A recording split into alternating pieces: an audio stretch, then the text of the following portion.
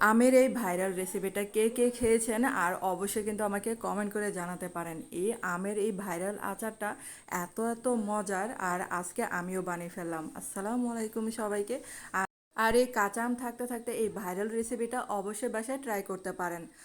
আর মাত্র কয়েকটা আম দিয়ে কিন্তু এই বার্মিজ আচারের গোলাটা বানাতে পারেন। এখানে 4টা আম নিয়েছি, অবশ্য পরে একটা আম লেগেছিল, কারণ এই ভাইরাল আমের মানে বার্মিজ আচারের গোলাটা কমায় বানালে কিন্তু হবে না, কারণ হচ্ছে এটা অনেক পছন্দ করবে সবাই।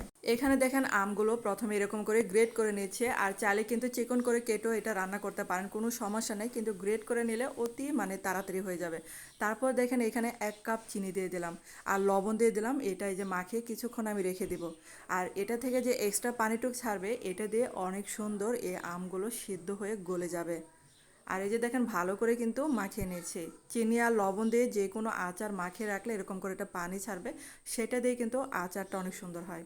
এখানে একটা মশলা তৈরি করছি, তার জন্য শুকনা মরিচগুলো টেলে নিয়েছি, আর এটার মধ্যে কিছুটা পাঁচফোড়ন দিয়ে দিলাম। এগুলো একটু টেলে নেব, আর এগুলাকে হালকা টেলে তারপর হচ্ছে ব্লেন্ডারে ব্লেন্ড করে গুঁড়ো করে নিব। শিলপাটাও চাইলে গুঁড়ো করে নিতে পারেন।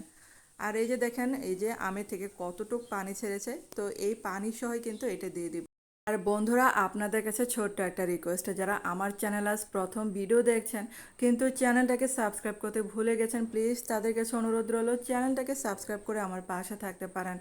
আর এই যে দেখেন এটা নাড়তে নাড়তে এত আঠালো হবে, কারণ চিনিটা যদি একটু বাড়িয়ে দেন দেখবেন যে এটা অনেক সুন্দর আঠালো হবে, এবং সহজে কিন্তু এই বার্মিজের গোলাটা তৈরি হয়ে যাবে। আর এই যে কিছুটা বিট লবণ দিয়ে দিলাম, আর এই যে মশলাটা যে গুঁড়ো করে রেখেছিলাম এখানে কিছুটা মানে শুকনো মরিচের গুঁড়াটা দিয়ে দিব আর কি।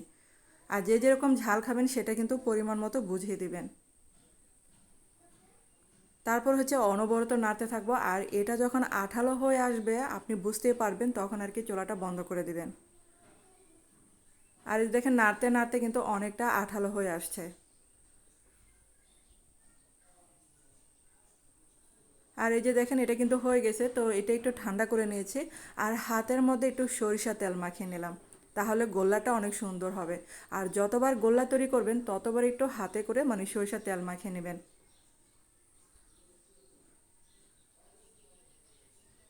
আর চাইলে কিন্তু আপনারা এভাবেও খেতে পারেন।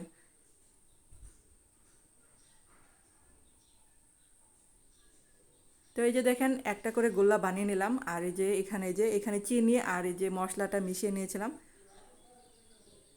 তো আমার কাছে মনে হলো যে চিনির মানে চিনিটা বেশি হয়েছে আর মশলাটা একটু কম হয়েছে, তার জন্য আরেকটু মশলা কিন্তু এখানে অ্যাড করব।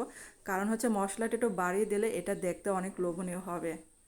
আর কাঁচা আম ফুরিয়ে যাওয়ার আগে এই বার্মিজের আচারের গোল্লাটা বাসায় বানিয়ে নিতে পারেন। আর এই যে দেখেন আমি কিন্তু বানিয়ে নিলাম। আর এটা যদি বেশি দিন সংরক্ষণ করতে চান তাহলে কিন্তু এখানে অবশ্যই আচার যখন রান্না করেছিলেন তখনই সরিষার তেল আর ভিনেগার অ্যাড করে এটা জাল করে নেবেন, তাহলে অনেক দিন সংরক্ষণ করতে পারবেন। আমি যেহেতু এটা সংরক্ষণ করব না তার জন্য কিন্তু এখানে ভিনেগারও দিই নাই, সরিষার তেলও অ্যাড করে নাই। আর এটা রান্না করার সাথে সাথে ফুরিয়ে যাবে, এতটা লোভনীয় হয়েছিল এই আচারের গোল্লাটা। তো আমাদের বাসায় সবাই কিন্তু অনেক পছন্দ করেছিল। আর আপনাদের কাছে কেমন লেগেছে অবশ্যই কিন্তু কমেন্ট করে জানাতে পারেন।